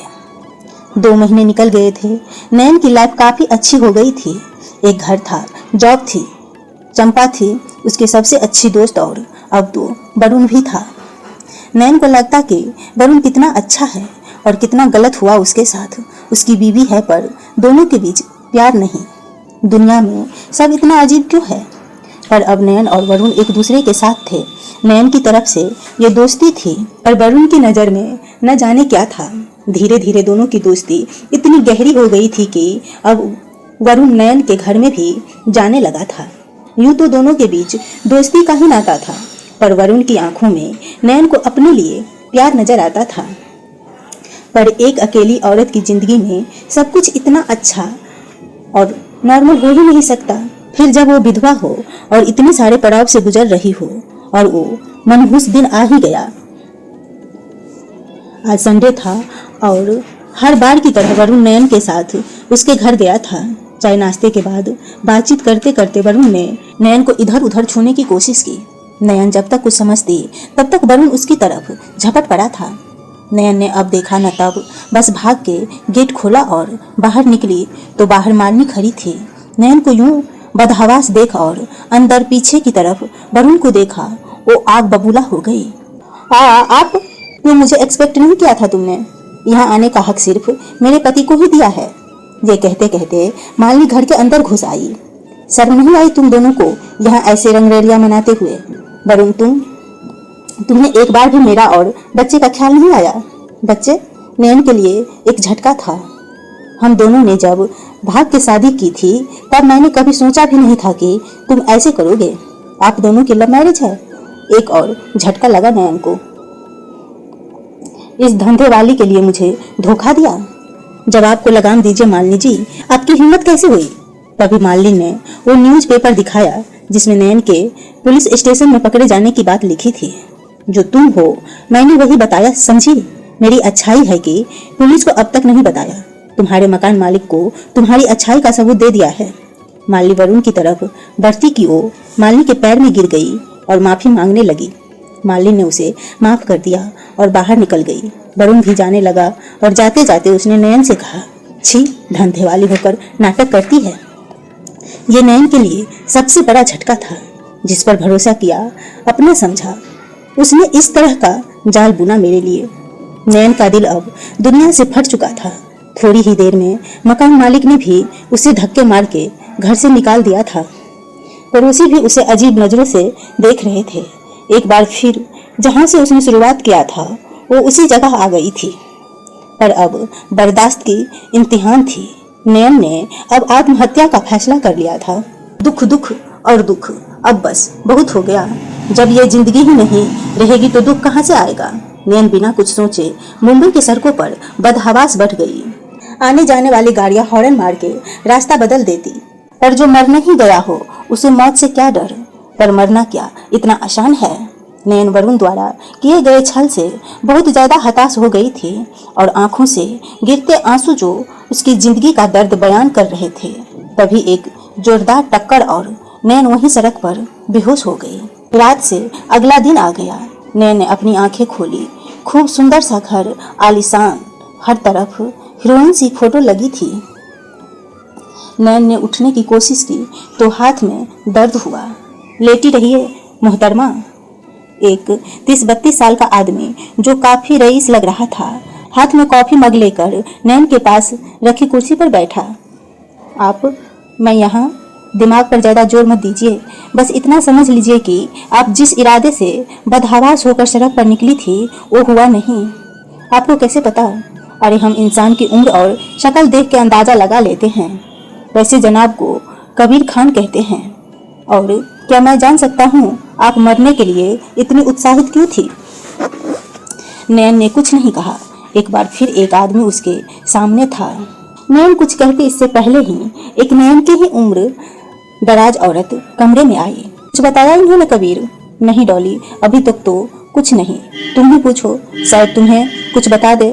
नयन उठ बैठी। तो औरत डॉली काफी गहरे रंग की औरत थी। उसने आकर नयन को उठने में मदद की और नयन को कॉफी देते हुए बोली, तुम कल रात हमारी कार से टकरा गई थी। मैं और कबीर, हम दोनों भाई बहन हैं। कल हम जब अपने काम से आ रहे थे तभी वापसी में तुम मिल गई। पर तुम ऐसे क्यों घूम रही हो? तुम्हारा कुछ सामान भी मिला है। ये देखो, यहाँ है सब कुछ। डॉली ने नयन को उसका सामान दिखाते हुए कहा। पर नयन के मुंह से कोई आवाज ही नहीं निकल रही थी। चलो मैं तुम्हें घर छोड़ देता हूँ। मेरा कोई घर नहीं है, नयन ने कहा। दोनों एक दूसरे को देखने लगे। इट्स ओके, तुम ठीक हो जाओ फिर चली जाना। वैसे तुम्हारा नाम क्या है? नयन तारा। वाह, काफी यूनिक नेम है आपका मोहतरमा। कबीर ने थोड़ा मजाक किया जिससे नयन का मूड सही हो गया। नयन ने कॉफी पी ली पर कॉफी पीते ही उसे फिर नींद आ गई। डॉली और कबीर हम उम्र ही थे। दोनों ही अपनी एक कास्टिंग एजेंसी चलाते थे। यही उसका रोजगार था। नयन का पिछली रात उनकी कार से एक्सीडेंट हुआ। इस वजह से दोनों ने नैन को बचाया और अपने घर ले आया। ये एक तरह का चमत्कार ही था नैन के लिए, जो इतनी बड़ी रोड पर भी मरने की जगह बच गई थी। दोनों ही नैन को वापस घर भेजने के लिए पता पूछ रहे थे, पर नैन ने जब कह दिया कि उसका कोई पता ही नहीं तो दोनों में किसी ने कुछ नहीं कहा। दोनों अपने काम में लगे थे। इधर नैन को तो आदमियों से नफरत हो गई थी। दुनिया में अब तक मिला हर आदमी उसे छलने ठगने ही तो बैठा था। अब कैसे अपनी जिंदगी में आए इन धोखों को भूल जाए वो। दोपहर हो गई थी। नैन वैसे ही बिस्तर पर लेटी थी, तभी डॉली फिर कमरे में आई। नैन तारा, उठ जाओ और कुछ खा लो। नैन उठ बैठी, पर कुछ खाने का मन नहीं हुआ। तब डॉली ने उसे नहाने की सलाह दी, जिससे उसे फ्रेश महसूस हो। नैन बस बिना कुछ बोले अपना कपड़ा लेकर नहाने चली गई और बाथरूम में नल खोल के खुद पर पानी गिराती रही। पहले नीरज, फिर पापा, फिर जीजा जी, फिर मखीजा, ऊपर से ये समाज और अब ये वरुण। क्यों बच गई हूँ मैं जिंदा सिसकियों के बीच। नैन यही सोच रही थी। मेरा होना न होना बेकार है। मैं क्यों दुनिया में आई हूँ। अब मेरा कोई लक्ष्य ही नहीं जीने का है। काफ़ी देर तक नैन रोती रही, सोचती रही और फिर वो बाहर निकली तो उसकी आंखें लाल और सूजी हुई थी। डॉली समझ गई थी कि कुछ तो गड़बड़ है, पर उसने सहानुभूति दिखाते हुए एक बार नैन से बात करने की ठानी। देखो नैन तारा, मुझे नहीं पता तुम सुसाइड करने क्यों आई थी और तुम्हारे साथ क्या हुआ है, पर नैन इस दुनिया में किसी की भी जिंदगी आसान नहीं है। किसी को पैसे की दिक्कत है तो किसी को परिवार की, किसी की बच्चे नहीं है तो किसी का पति नहीं, पर इंसान जीना तो नहीं छोड़ देता ना। भगवान ने हमें इतना अच्छा जीवन दिया है, इसे रोते हुए बर्बाद करने से अच्छा अपने लिए जिया जाए। एक बार को नैन की आंखें चमक उठी, पर दूसरे ही पल उसका अतीत उसके धोखे आंखों के सामने आ गई। देखो नैन, तुम घबराओ मत। तुम जब तक चाहो यहाँ रह सकती हो और मुझे बता भी सकती हो अगर मन हो तो। नैन तारा डॉली के पास बैठ गई। आप बहुत अच्छी है दी, मैं आपको दी कह सकती हूँ ना। अरे बिल्कुल नैन। नैन ने अपने दिल को खोलने का फैसला कर लिया था। उसने शुरुआत से लेकर अपनी पूरी कहानी डॉली को बता दी। डॉली ने उसका हाथ कस के पकड़ लिया। नैन, हिम्मत मत हारो। हम औरतों की जिंदगी में बचपन से ही संघर्ष समाया होता है। हर पुरुष एक समान नहीं होता। नैन, पर तुम्हारा दुर्भाग्य कि जो पुरुष तुम्हारी जिंदगी में आए सब कमीने ही निकले, पर हम औरतों को उन पर आश्रित होने की जरूरत ही क्या है। जो हमारे साथ हुआ है ना नैन, मैं भी उसकी भुक्तभोगी हूँ। इसीलिए रात को ही मैंने तुम्हारे आंखें पढ़ ली थी। आप? हाँ नैन, मेरी शादी भी 17 साल की उम्र में हो गई थी, पर मेरे पति मरे नहीं थे, बल्कि लड़का न दे पाने की वजह से उसने मुझे 21 साल की उम्र में ही छोड़ दिया था। मेरे पिताजी को भी बेटियां नहीं पसंद थी, इसलिए उन्होंने जल्दबाजी में जैसे तैसे मेरी शादी करके मुझे विदा कर दिया था, पर पति उनसे भी 2 कदम और आगे था। शादी के 5 साल में मैंने नरक की याचना भोगती है। जैसे आज तुम सड़क पर मौत की आशा में निकली थी, मैं भी अपने जीवन लीला को समाप्त करने के लिए घर से निकलकर एक अंधेरी रात में घूम रही थी। पर घर से बाहर निकलने का मतलब है खुद ब खुद भेड़ियों के मुंह में जाना। मैंने अपने पति को छोड़ दिया, पर मेरे लिए मायके के दरवाजे भी बंद हो चुके थे। वो तो अच्छा हो कबीर का, जिसने मुझे उस रात उन दरिंदों से बचाया और अपने घर में शरण दी। कबीर चाहता तो वो मेरा फायदा उठा सकता था, पर उसके संस्कार ऐसे नहीं थे। उसने मुझे पढ़ने में, खुद नौकरी करने में मदद की, और आज मैं जो कुछ भी हूँ सब कबीर की वजह से। नैन, ये सब समझने का मेरा बस एक मकसद था कि दुनिया का हर पुरुष गलत नहीं है। हाँ, कुछ लोग की गलती के लिए पूरा समाज बदनाम हो जाता है। देखो नैन, तुमने मुझे दी कहा है, इसीलिए तुम अब परेशान मत हो और अपनी जिंदगी की नई और बेहतर शुरुआत करो। यही सही मायने में थप्पड़ होगा उन तमाम लोगों के लिए जो हम जैसी अकेली स्त्रियों को चरित्रहीन कहने से हिचकते नहीं हैं, शर्माते नहीं हैं, जबकि खुद अंदर से अपने चरित्र को नहीं देखते। हाँ दी, आपकी बात बिल्कुल सही है, मैं हार नहीं मानूंगी। ये हुई ना बात। चलो नीचे चल के खाना खा लेते हैं। मैं कबीर से तुम्हारे काम के लिए बात करूंगी। जो हुआ वो हुआ, अब और दुख नहीं, अब अपने दुख को सुख बनाने का समय आ चुका है। नयन के अंदर भी आत्मविश्वास आ गया था। डॉली की बात सुन दोनों नीचे आ गई। कबीर पहले से ही उन लोगों का इंतजार कर रहा था। खाना खाते हुए ही कबीर से डॉली ने नयन के काम के बारे में और घर पर रुकने के बारे में बात की। कबीर को भी कोई आपत्ति नहीं थी, और रही काम करने की बात तो नयन डॉली को असिस्ट करने का काम कर लेगी। डॉली मुस्कुरा उठी, पर नयन की आंखों में अब भी आंसू थे। ये भगवान का ही शुक्र था कि जब भी नयन के सामने कोई मुसीबत आई, भगवान ने मदद के लिए किसी न किसी को हमेशा नयन के पास भेजा। 1 हफ्ते बीत गए थे। नयन डॉली और कबीर के साथ काम सीखती और मदद करने की कोशिश करती। कबीर की कास्टिंग एजेंसी थी, ऐसे में कई फोटोग्राफर और मॉडल्स उसका मिलना जुलना होता रहता था। वे लोग घर भी आया करते थे। डॉली को भी कबीर ने अपने एजेंसी में लगा रखा था, और अब नयन को भी। धीरे धीरे सब सही हो रहा था। कबीर की गर्लफ्रेंड सोफिया भी घर आया जाया करती थी कभी कभार। वो एक मॉडल थी। ऐसे ही दिन बीत रहे थे, सब कुछ नॉर्मल था। तभी एक दिन कबीर से मिलने कोई फोटोग्राफर आया। उसकी उम्र यही कोई 26-27 साल की रही होगी। कबीर उस वक्त कहीं बाहर गया था। डॉली नहा रही थी तो दरवाजा नयन ने खोला। जी। लड़का बस नयन को ही देखता रह गया। जी बताइए, किससे मिलना है आपको? लड़का बिना कुछ कहे बस खड़ा रहा। तभी डॉली बाहर आ गई नहा के। अरे आओ आओ नील, नयन अंदर आने दो नील को। नयन एक तरफ हट गई। नील अंदर आ गया और आते ही डॉली से बोला, ये क्या आजकल मॉडल को घर पे भी रोकने लगे हो? नहीं नील, वो मॉडल नहीं बल्कि नयन है। नयन, ये नील है, फोटोग्राफी करता है। नयन नील को बिना देखे अंदर चली गई और 2 गिलास में कोल्ड ड्रिंक दिया और फिर ऊपर आ गई। यार डॉली, ये लड़की काफ़ी खूबसूरत है। एक काम करो ना, मैं एक इंडियन साड़ी की शूट कर रहा हूँ, इसे मॉडल की जगह ले सकते हैं। आंखें देखो इसकी, बिल्कुल कमल की तरह है। नील, मुझे उससे बात करनी पड़ेगी। वैसे तुम उसमें कुछ ज़्यादा इंटरेस्ट ले रहे हो। ये बताओ, यहाँ आने का कारण क्या है? अरे बस वहीं मुझे कुछ मॉडल्स चाहिए थी, तो कबीर ने कहा आपसे कांटेक्ट कर लूँ। ठीक है, मिल जाएगी मॉडल्स। ओके, तो मैं चलता हूँ। नील नयन को इधर उधर देखता जाने लगा, फिर लौट के बोला, एक बार बात करना शायद मान ही जाए। डॉली उसे देख के हंसी, फिर बोली, ओके बोल दिया। नील चला गया था, पर पहली बार इस तरह सहमी लड़की को देखा उसे कुछ आश्चर्य और कुछ उत्सुकता हुई थी। एक बार फिर नयन की जिंदगी बदलने वाली थी। पर नील नयन को देखने के बाद से ही सोच में था। इतनी सहमी सी लड़की और आंखों में इतना सूनापन। वो नयन के बारे में सब कुछ जानना चाहता था, पर डॉली और कबीर से पूछना उसे सही नहीं लगा।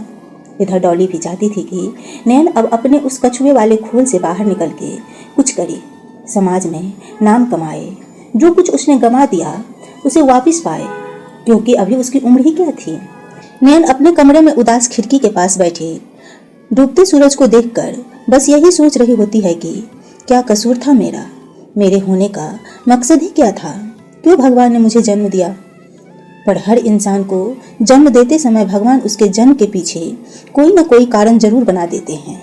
डॉली धीरे से नयन के पास गई, उसका हाथ अपने हाथ में लेकर बोली, नयन, मैंने बहुत सोचा और सही मायने में तुम्हारी जिंदगी बदलने का ये रास्ता जरूर भगवान ने ही भेजा है।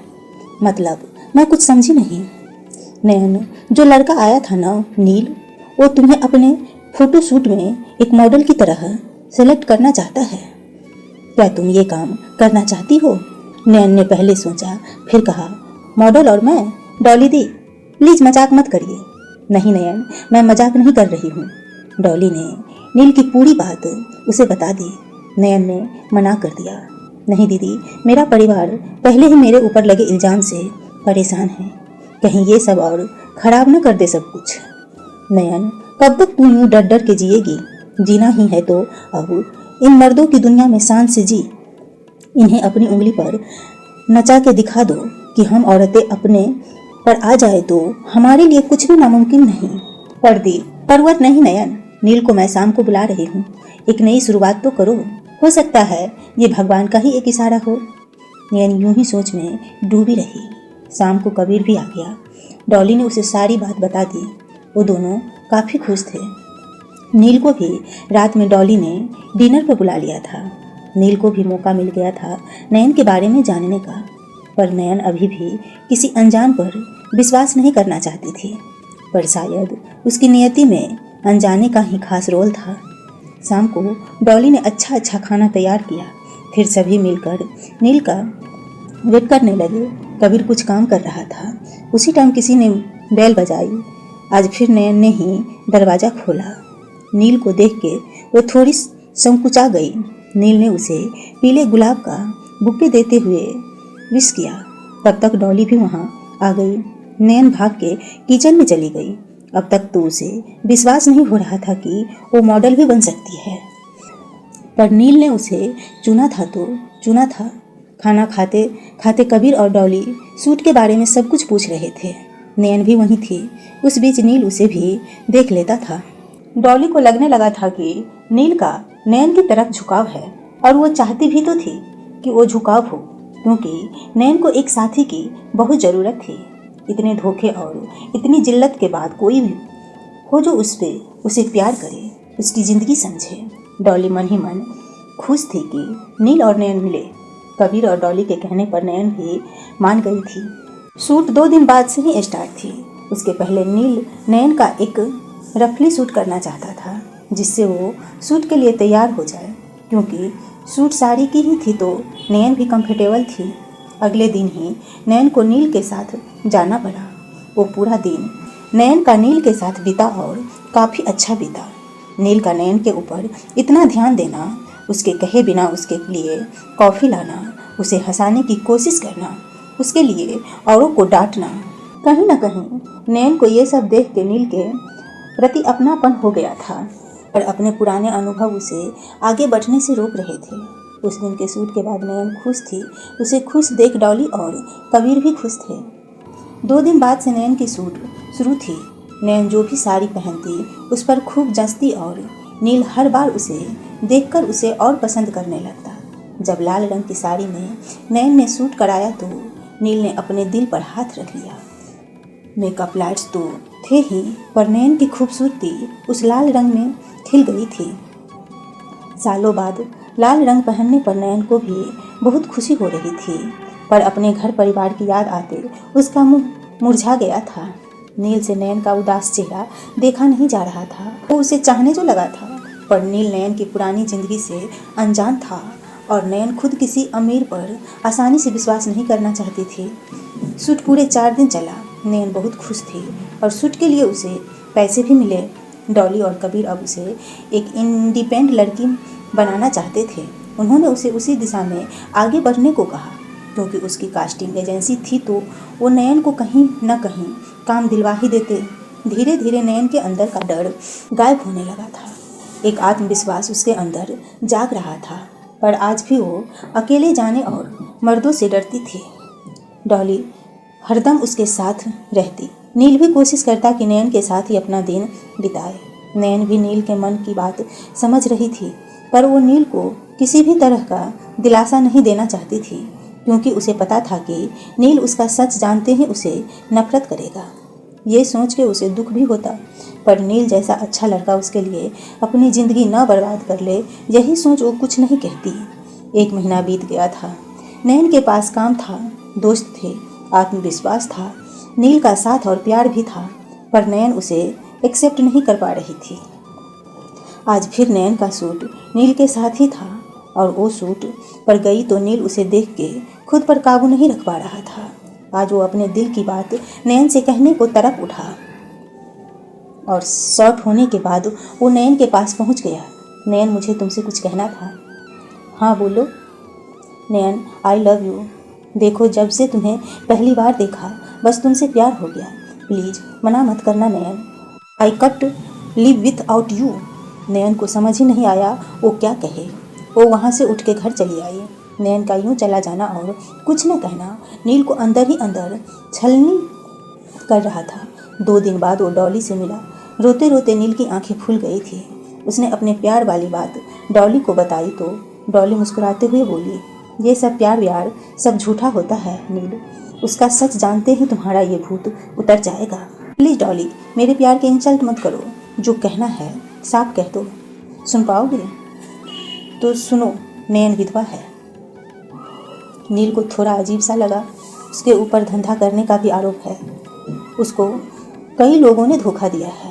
उस बेचारी का तो उसके परिवार ने ही साथ छोड़ दिया। तुम क्या दोगे? मुझे इन सब पर यकीन नहीं डॉली। उस लड़की की आंखों में इतना सोनापन है, वो ऐसा कुछ गलत नहीं कर सकती। मुझे उसके पीछे ज़िंदगी से कोई वास्ता नहीं। मैं उसे सच्चे दिल से चाहता हूँ और चाहता रहूँगा। उन्होंने उस मासूम के साथ गलत किया, शायद उसी को सही करने भगवान ने मुझे भेजा है। डॉली को यकीन ही नहीं हुआ कि सच में कोई इतना अच्छा भी हो सकता है। तुम सच कह रहे हो नील? तुम अपनाओगे नयन को? मैं नहीं, वो मुझे अपना ले डॉली। डॉली ने नील को गले लगा लिया। थैंक्स नील, तुमने मेरा काम आसान कर दिया। मैं नयन के लिए किसी ऐसे की ही तलाश में थी। तुम चिंता मत करो, मैं मना लूँगी उसे। तुम बस अपने घर पे बात कर लो। अरे घर पे तो सब मान ही जाएंगे। भैया भाभी की खुशी भी मेरी ही खुशी में है। माँ पापा के बाद भैया भाभी ही मेरे सब हैं। वो ज़रूर नयन को अपना लेंगे। नील और डॉली एक साथ नयन के पास गए। नील अपने घुटनों पर बैठ गया और नयन को प्रपोज किया। नयन की आंखों में आंसू थे। तभी डॉली ने उसे नील की बात बता दी। वो तब भी तैयार नहीं हुई, पर नील की जिद के आगे नयन को मानना ही पड़ा। इतना सब कुछ होने के बाद आखिरकार नयन की जिंदगी में खुशियों ने दस्तक दे ही दी थी। काम, पैसा, प्यार और डॉली और कबीर जैसे दोस्त जो थे। नयन की जिंदगी अब सपनों जैसी हो गई थी। कहाँ घर से निकल कर इतने धक्के खाते हुए वो आगे बढ़ी थी, और अब इतना प्यार। कबीर एक भाई की तरह हमेशा उसका सपोर्ट करता था। डॉली ने तो बस उसे एक सबल महिला बनाने का बीड़ा उठा लिया था। हर पल उसका साथ देना और मदद करके उसे मंजिल पर पहुंचा देना उसका एक लक्ष्य था। नील, जो अपनी जान से भी ज़्यादा नयन को चाहने लगा था, उसकी सारी सच्चाई जानते हुए भी वो उसे अपना रहा था। बस यही बात नयन को खटक रही थी। इतना धोखा खाने के बाद पुरुषों पर उसे रत्ती भर का यकीन नहीं था। तो बस चाहती थी कि अपने काम में रमी रहे, पर थी वो भी इंसान। प्रेम और भावना हर व्यक्ति को कमज़ोर बना देते हैं। नयन के सामने जब नील का चेहरा आता तो अपने पुराने दिन भूल वो नील के साथ बिताए आज में खो जाती। आखिर अब नयन ने भी इस बात को मान लिया था कि नील उसकी ज़िंदगी में एक सुखद एहसास लेकर आया है। उस दिन नील और नयन अपने लिए फ्लैट देखने जा रहे थे और पसंद आते ही खरीदना भी चाह रहे थे, क्योंकि डॉली चाहती थी कि वो आत्मनिर्भर बने। और सच ही था। अब तक भागते भागते नयन भी थक गई थी। अब जब सब सही है तो यही एक जगह है जहां वो अपना ठिकाना बनाएगी। डॉली, नयन और नील फ्लैट देखने गए। तीनों को काफ़ी पसंद भी आया।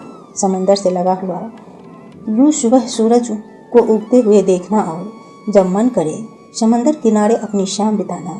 नयन को तो फ्लैट बहुत पसंद आया। थोड़ी देर में ही डील पक्की हो गई। आधा पैसा नयन ने तुरंत दे दिया और आधा बाद में जमा करने को बोल तीनों घर आ गए। सब कुछ कितना अच्छा था। नयन और नील शादी के बारे में भी सोच रहे थे, और इस सिलसिले में नील नयन को अपने भैया भाभी से मिलाना चाहता था। फिक्स तो सब कुछ था ही, बस दोनों से मिलवा के एक डेट फिक्स करनी थी। पहली बार नयन इतनी खुश थी। शायद इतने ही दुख थे उसकी किस्मत में, जिनका समय अब खत्म हो गया था और अब सुखों की बारिश होने वाली थी। यही सोच नयन खुश थी। साथ ही उसका काम भी बहुत सही चल रहा था। नयन को आए दिन नए नए सूट मिल रहे थे कबीर और डॉली की हेल्प से।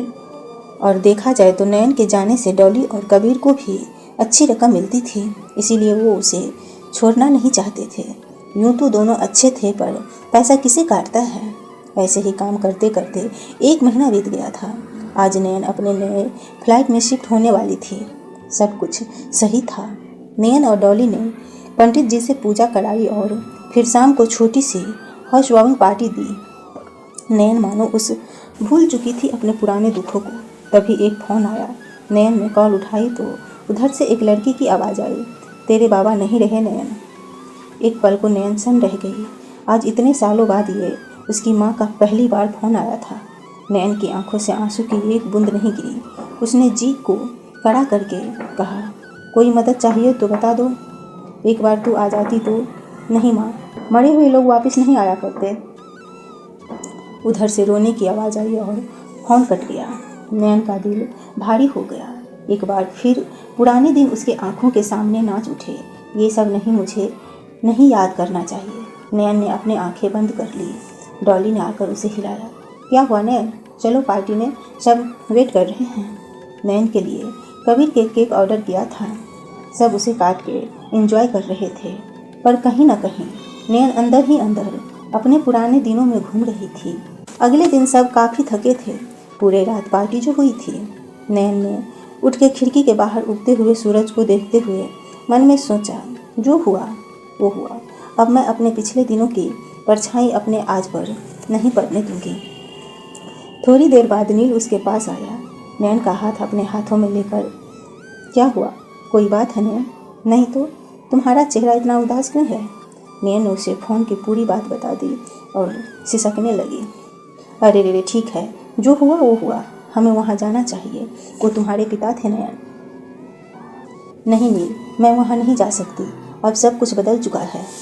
ओके, तुम नहीं जाना चाहती तो कोई बात नहीं, मैं आज तुम्हें भैया भाभी से मिलवाने ले चलता हूँ। नयन ने उसे देखा और ओके बोल दिया। नील ने उसे कस के गले लगा लिया। बस अब रोने का टाइम नहीं है, तुम फटाफट तैयार हो जाओ, हमें बस 1 घंटे में निकलना है। पर इतनी जल्दी? वो भैया भाभी ऑफिस निकल जाएंगे ना। ओके ठीक है। थोड़ी देर बाद कबीर और डॉली भी नाश्ता करके चले गए और नील भी रेडी हो गया। आज नयन को समझ नहीं आ रहा था कि वो क्या पहने, तो उसने एक ग्रीन कलर का सूट पहन लिया। यूँ तो नील को नयन हमेशा अच्छी लगती थी, पर आज कुछ ज़्यादा ही प्यार आ रहा था। चले, मेरा तो मन कर रहा है अभी चल के शादी कर ले। अरे ऐसा थोड़ी, नयन नील से थोड़ी बड़ी थी, इसीलिए वो उसे समझा देती थी और नील समझ भी जाता था। पर कभी कभी नयन को भी बच्चा बनना ही पड़ता था नील के लिए। तैयार होकर दोनों नील के भैया भाभी से मिलने के लिए निकल गए। ये जगह काफ़ी नई थी और काफ़ी बड़ा सा बंगला था। नयन पहली बार इस जगह पर आई थी। नील ने नयन का हाथ पकड़ा और अंदर ले गया। दोनों जाकर सोफे पर बैठ गए और नील अपनी भाभी को बुलाने चला गया। तभी नयन ने सामने देखा और जो देखा उससे उसकी आंखें फटी की फटी रह गई। सामने वरुण कपूर खड़ा था। तुम यहाँ क्या लेने आई हो अब? तब तक नील भी मालिनी के साथ बाहर आ गया। भाभी, इसी की बात कर रहा था मैं, इनसे मिलो। ये है नयन तारा और नयन, ये है मालिनी भाभी और ये है मेरे भैया वरुण कपूर। और मुझे तो तुम जानती ही हो, नील कपूर। नयन को लगा कि एक बार फिर उसे ठग लिया गया है। उसे कुछ समझ नहीं आया कि वो क्या बोले। तभी मालिनी हंसते हुए नयन के पास गई और उसके गाल को इधर उधर करके बोली, अरे ऐसा क्या जादू है भाई तुम में, जो दोनों के दोनों भाई तुम्हारी तरफ आकर्षित हो गए? कोई कला जादू वादू जानती हो क्या? वैसे नाम भी नयन तारा है तुम्हारा। ये सब क्या कह रही है भाभी? ये नयन है, इसी से तो मैं शादी करूँगा। चटाक, एक जोरदार थप्पड़ मारा वरुण ने। क्या बकवास कर रहा है? जानता भी है ये क्या गुल खिला चुकी है? अरे ये तो धंधे वाली है, पागल लड़का। भैया, नील जोर से चिल्ला उठा। तुम मासूम हो, इस बेगरत औरत ने तुझे भी बेगरत कर दिया। इसके साथ कोई क्या शादी करेगा? ये हर दिन अपने पति बदलती है। नयन की आंखों से आंसू बह रहे थे और नील वरुण का मुंह देख रहा था। प्लीज़ भैया, भगवान के लिए चुप हो जाइए। मुझे नयन के बारे में सब पता है और आप क्या अनाप शनाप बक रहे हैं नयन के बारे में। तब तक मालिनी बोली, यह लड़की वही है जिसे मैंने तेरे भैया के साथ रंगे हाथों पकड़ा था नील, और आज तू खुद क्या? नील भौचक्का होकर वही ज़मीन पर बैठ गया था और नयन रोते हुए वहाँ से बाहर निकल आई थी। नयन की ज़िंदगी में तो आए दिन एक के बाद एक 1000 तूफान आ रहे थे। कहते हैं दुनिया में भगवान के सिवा कोई अपना नहीं होता। आज नयन को भी यही लग रहा था। वो वरुण के घर से भागते हुए निकली और न चाहते हुए भी एक कार से टकरा गई। वो तो अच्छा हुआ कि कार वाला उसे हॉस्पिटल लेकर चला गया। वहाँ से फिर नयन के फ़ोन को देखकर डॉली और फिर नील को कॉल किया गया। डॉली कबीर के साथ भागी भागी हॉस्पिटल पहुँची। नयन बिस्तर पर आंख बंद करके लेटी थी। डॉक्टर साहब, क्या हुआ उसे? घबराने की कोई बात नहीं, वो ठीक है, बस उसे काफ़ी स्ट्रेस है। अब उसकी जी मैं उसकी दोस्त हूँ। देखिए हमने ट्रीटमेंट कर दिया है, पर उन्हें अंदर से किसी बात से परेशानी है। फिलहाल आप किसी मनोचिकित्सक को दिखवा लें तो बेहतर होगा। डॉली ने सोचा, सुबह तो ठीक थी, अचानक वो नयन के पास गई। क्या हुआ नयन? नयन की आंखों में आंसू थे। हमारा पास्ट कभी हमारा पीछा नहीं छोड़ता दी। अरे पर हुआ क्या? नयन ने डॉली को पूरी बात बताई तो वो भी सुन के साथ डक रह गई। हाँ नयन, तुम सही कह रही हो। ऐसे में नील अपने भाई को भी सही मत समझेगा, पर तुम ऐसे कमज़ोर क्यों पड़ रही हो? देखो नयन, जिंदगी बार बार को चांस नहीं देती। नील अगर तुमसे सच्चा प्यार करता होगा तो वो ज़रूर समझेगा, और अगर वो भी बाकियों की तरह तुम्हारे बदन को चाहता होगा तो अच्छा ही हुआ। जो हुआ दूर हो गया, पर मैं ही हर बार क्यों? इस बात का जवाब तो डॉली के पास भी नहीं था। 2 दिन बीत गए थे। नयन अपने फ्लैट में आ गई थी, पर वरुण और मालिनी की बातें याद करते ही नयन की तबीयत खराब हो जाती। डॉली उसके साथ ही थी। नील भी नहीं आया था नयन से मिलने। एक बार फिर नयन ने मान लिया था कि शायद प्यार उसकी किस्मत में ही नहीं, वरना शादी के बाद नीरज उसे छोड़कर ही क्यों जाता। और जब तक वो रहा तब तक ही कहाँ नयन को पत्नी का प्यार मिला। नीरज न जाने किससे मोहब्बत करता था और जिंदगी बर्बाद हुई उसकी। सब कुछ सोचते सोचते नयन का तकिया गीला हो गया था। तभी डॉली कॉफ़ी लेकर कमरे में आई। नयन, बस करो, तुम्हारे इस तरह रोने से कुछ सही नहीं होने वाला।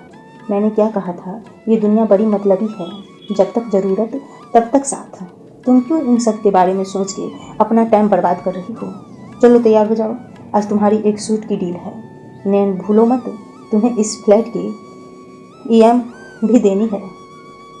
नयन क्या करती, उसके पास रोने का समय नहीं था। वो तैयार हुई और लोकेशन पर पहुंच गई, पर उसका मन नहीं लग रहा था किसी चीज़ में।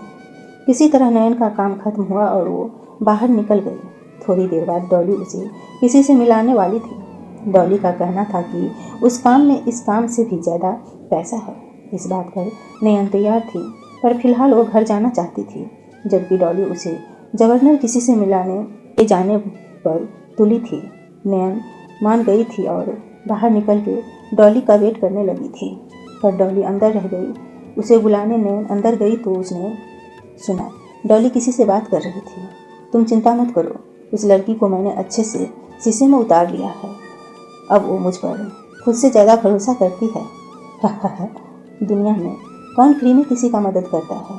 उसे कभी समझ नहीं आएगा कि हम उसका फ़ायदा उठा रहे हैं। अब तो नील भी हट गया, बस 2-3 साल और इसकी जवानी है। इसके बाद कौन पूछेगा इसे? हम जल्दी ही तुम्हारे पास भी लेकर आते। फिलहाल मिस्टर राठौर ने आज खास डिमांड की है। इसकी बाकी लड़कियों की फ़ोटो दिखाई पर उन्हें यही पसंद आई। अच्छा, मैं रखती हूँ, वो काफ़ी देर से वेट कर रही है। नयन जो सुना उसके तो पैरों तले जमीन खिसक गई। जिसे अपना समझ, जिसके ऊपर विश्वास किया, वही भगवान। इस दुनिया में क्या कोई भी मेरे विश्वास के लिए नहीं बना? फिलहाल इन सब बातों के लिए टाइम नहीं था।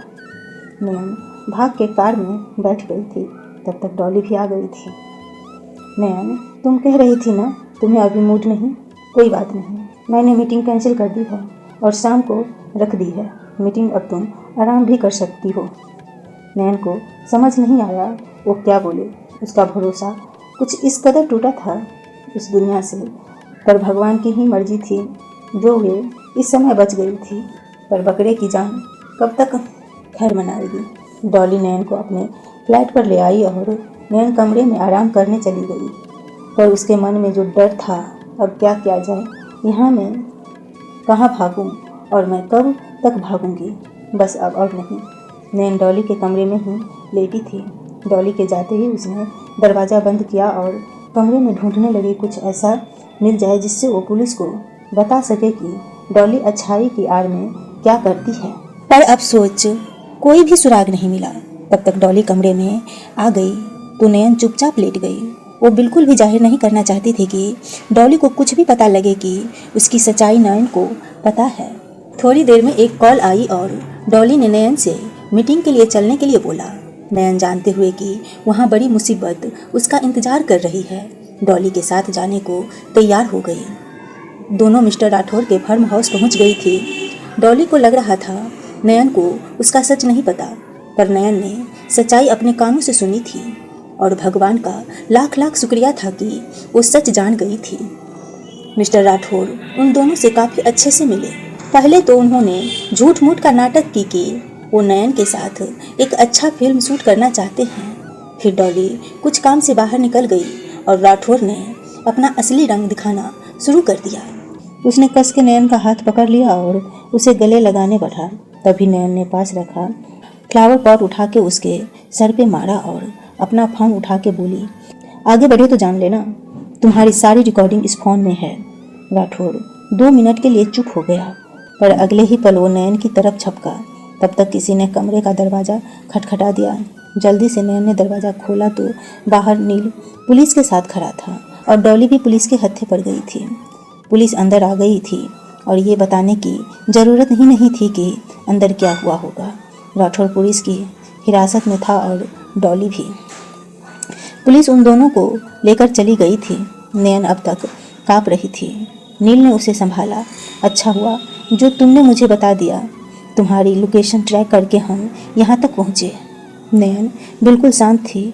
नील ने उसे अपनी कार में बिठाया और नयन नील के साथ अपने फ्लाइट में थी। डर, उलझन, खामोशी, धोखा, कितना कुछ उसके अंदर चल रहा था। नील उठ के किचन में गया और 2 कप कॉफ़ी बना के वापस आया। ये लो, पी लो, रिलैक्स लगेगा। नयन ने कॉफ़ी ले ली और घूंट भरने लगी। क्या सोच रही हो? यही कि दुनिया में मुझे जो भी मिला उसने हमेशा मेरा फ़ायदा उठाने की ही कोशिश क्यों किया? क्या शादी करके ही एक औरत सुरक्षित और सेफ रह सकती है? नयन, मैं जानता हूँ तुमने जो कुछ भी बर्दाश्त किया, एक आदमी होकर भी ये सब सुन के मेरे रोंगटे खड़े हो जाते हैं, पर तुम बहुत ही बहादुर हो। क्या फ़ायदा ऐसी बहादुरी का? मेरा जीना ही किस काम का? मैं मर जाना चाहती हूँ। नहीं नयन, नील के उसके मुंह पर हाथ रख दिया। ऐसा सोचना भी मत। तो क्या करूँ? किसके लिए जीऊँ? अपने लिए जियो, अपनी जैसी औरतों के लिए जियो।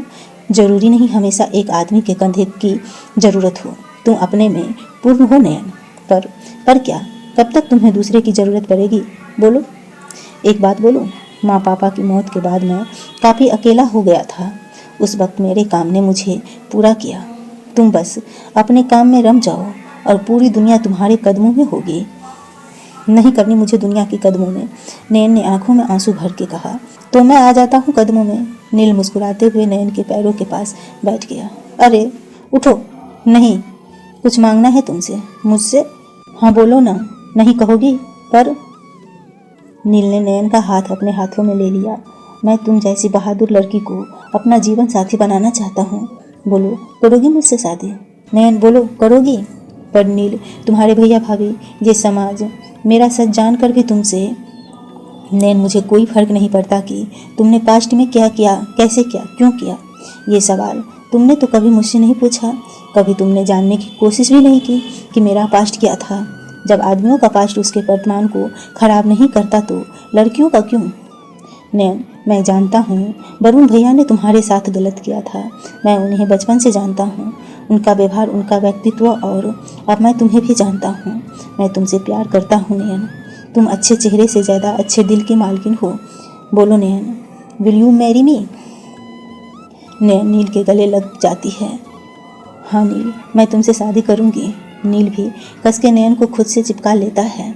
अगले ही दिन दोनों कोर्ट में जाकर शादी कर लेते हैं। नील के कुछ दोस्त और कलीग के सामने दोनों शादी कर लेते हैं और शाम को दोस्तों को एक छोटी सी पार्टी देते हैं। अगली सुबह, जल्दी से तैयार हो जाओ नयन, हमें बाहर जाना है। अरे पर आज कहाँ? सरप्राइज है। नयन और नील तैयार होकर एयरपोर्ट पर जाते हैं। फिर नील नयन की आंखों पर पट्टी बांध देता है और नयन को लेकर जाता है।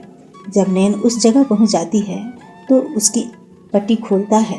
सामने नयन की माँ, उसकी बहन, भाई, जीजा सब खड़े होते हैं। नयन एकदम से चौंक जाती है। उसकी माँ उसके पास आकर उसे गले लगा लेती है। हमें माफ़ कर दो बेटा, इस समाज के डर के आगे हम भूल ही गए थे कि तुम भी इंसान हो। जो भी किया उसकी माफ़ी मिलनी तो मुमकिन है, पर फिर भी माफ़ कर दो। नयन की आंखों में आंसू थे। वो अपने माँ के गले लग गई। अपनी तीनों बहन से मिली। उसके जीजा ने भी उससे माफ़ी मांगी। उससे मिलकर नयन को बहुत अच्छा लगा। मिलके वो अपने घर वापस गई। थैंक्स नील। किस बात का थैंक्स? अब आप मेरी अर्धांगिनी है, समझी? ये सारी थैंक यू भूल जाओ। कुछ देना है तो एक किस नयन शर्मा के उसके गले से लग गई। अच्छा अब सो जाओ, कल से शूट स्टार्ट है और मैं चाहता हूँ कि मेरी बीवी सबसे अच्छी मॉडल बने। नील के आने से नयन की ज़िंदगी बदल गई थी। जिस प्यार, विश्वास और इज्जत की कमी थी वो पूरी हो गई थी। सब कुछ एक सपने की तरह हो गया था। नयन एक मशहूर मॉडल बन चुकी थी। उसके 2 बच्चे हैं, नैना और निहाल। नील और नयन सबसे अच्छे कपल माने जाते हैं। हाल ही में दोनों को best couple of the year का अवार्ड भी मिला है। वो नयनतारा और नील की ज़िंदगी एक खुशनुमा सफ़र की तरफ बीत रही है, क्योंकि जो दर्द दुख था वो अपना टाइम पूरा करके निकल गया था। इस तरह इस कहानी की हैप्पी एंडिंग होती है। इसके साथ ही यह कहानी चरित्रहीन समाप्त हुई। मिलते हम आपसे किसी दूसरी कहानी में। तब तक के लिए नमस्कार।